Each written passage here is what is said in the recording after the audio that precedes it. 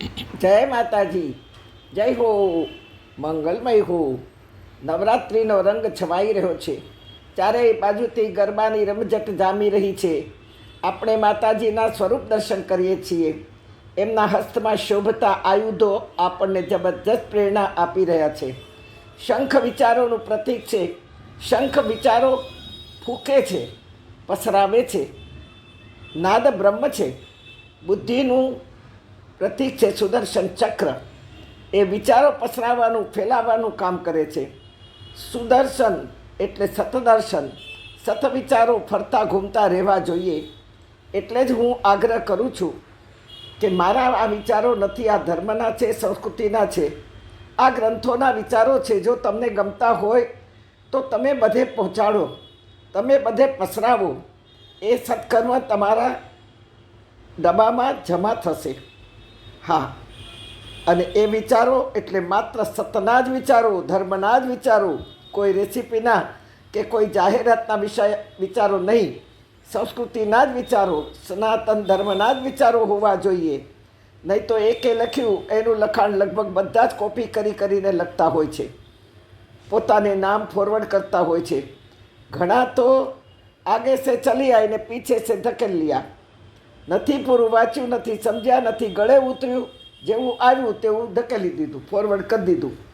નહીં કોઈએ એમાં અવાજ પણ ઉઠાવ્યો કે આ કહો કે કયા શ્લોકમાં ને કયા ગ્રંથમાં છે. અવાજ ઉઠાવો, કારણ કે અડધું તો બધું જ અર્થનો અનર્થ થાય તેવું જ લખ્યું હોય છે. હા, તેથી ઘણીવાર અનર્થ થયેલો હું જોઉં છું તો હું રોકું છું ને ટોકું પણ છું. ગોપીઓની કુળદેવી છે મા કાત્યાયની. ગિરિરાજ ધરણની લીલા બાદ ગોપીઓ સમજી ચૂકી હતી કે દુનિયામાં કોઈનું કોઈ નથી. માત્ર કૃષ્ણ જ સહારો છે, કૃષ્ણનો જ સાથ છે અને કૃષ્ણ જ શરણ છે. મનોમન બધી ગોપીઓ પરણી ચૂકી હતી. કૃષ્ણની સાથે જવાની જીદ કરી રહી હતી. ગિરિરાજ ધરણની લીલા પછી ત્યારે શ્રી કૃષ્ણે કહ્યું કે આવતી શરદ પૂનમે તમને રાસ રમવા બોલાવીશ. હે ગોપીઓ, આ તમારો છેલ્લો જન્મ છે. યમુના તટે બંસી બટે હું બંસી છેડીશ અને તમે આવજો. ગોપીઓ હવે શરદ પૂનમની રાહ જોઈ રહી છે. મૌન ધારણ કર્યું છે, કોઈ સાથે બોલતી નથી.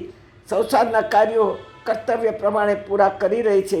રોજ યમુના જલ ભરવા જાય, નાની ગાગરમાં થોડા ફૂલ કંકુ ચોખા લઈને જાય, કિનારા ઉપર છવાઈ જાય, બધી છૂટી છૂટી બેસી જાય. યમુના જલથી માટીમાં કિનારાનો જે રેતી છે એને ભેગી કરી, એ માટીને ભેગી કરી કાત્યાયનનું મુખ બનાવે. જુઓ, આ દર્શન કરો. તેને ફૂલોનો શૃંગાર કરે, મસ્તકમાં પાથી પૂરી અને એમાં કુમકુમ પૂરે, કુમકુમનું તિલક કરે અને ટીલડી કરે, કાનમાં કર્ણફૂલ પહેરાવે. કારણ કે ગોપીઓએ રાતે માળા ગૂંથી રાખી છે, કર્ણફૂલ ગૂંથી રાખ્યા છે કાનમાં પહેરાવવા માટે. કર્ણફૂલ પહેરાવે, નાકમાં ફૂલની નથડી પહેરાવે, સુંદર 3-4 હાર પહેરાવે ગળામાં, કંઠમાં. એટલી સુંદર માને તૈયાર કરે અને ટીલડી કરીને દીવો કરે, નાહી ધોઈને આ બધું કરે અને ભીના વસ્ત્રે પૂજા કરે, પ્રાર્થના કરે, માં કાત્યાયની મને ભવો ભવ કૃષ્ણપતિ મળે. માં, હવે આ સંસારના બધા રંગ જોયા, ઢંગ જોયા, હવે પાછા ન મોકલશો. અને નાચવા માંડે. કોઈ ઘેલી થઈને, પાગલ થઈને આખે કિનારે ભટકતી જાય અને કૃષ્ણને પુકાર કરતી જાય. યમુના કિનારે ચારે બાજુ આવું ભક્તિનું પાગલ પણ જોવા મળે. કોઈને કાંઈ જ ખબર નથી કે બીજી ગોપીઓ કેમ નાચી રહી છે, કોણ શું કરી રહ્યું છે. બધા ભક્તિમાં તરબોળ છે, કોઈને પડી નથી. ગોપી ખુલ્લી આંખે માના દર્શન કરે, ઘેલી થઈને નાચે અને દર્શન કરતાં કરતાં આંખો પોળી થઈ જાય. બે હાથ જોડીને આંખમાંથી આંસુની ધારા વહેતી જાય. અને ત્યાં તો હે જળ રૂપ પ્રગટ્યું, તેજ ફૂટ્યું આભથી,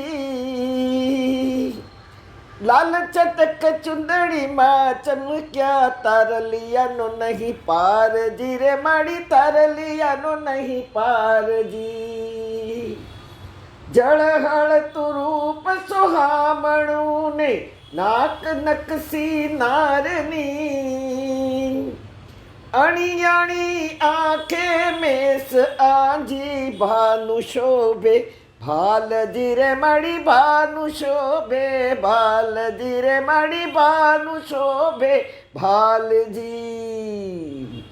આવું રૂપ પ્રકટ થયું છે અને દેવી દેવતાઓ નભથી ઉતરીને દર્શન કરી રહ્યા છે.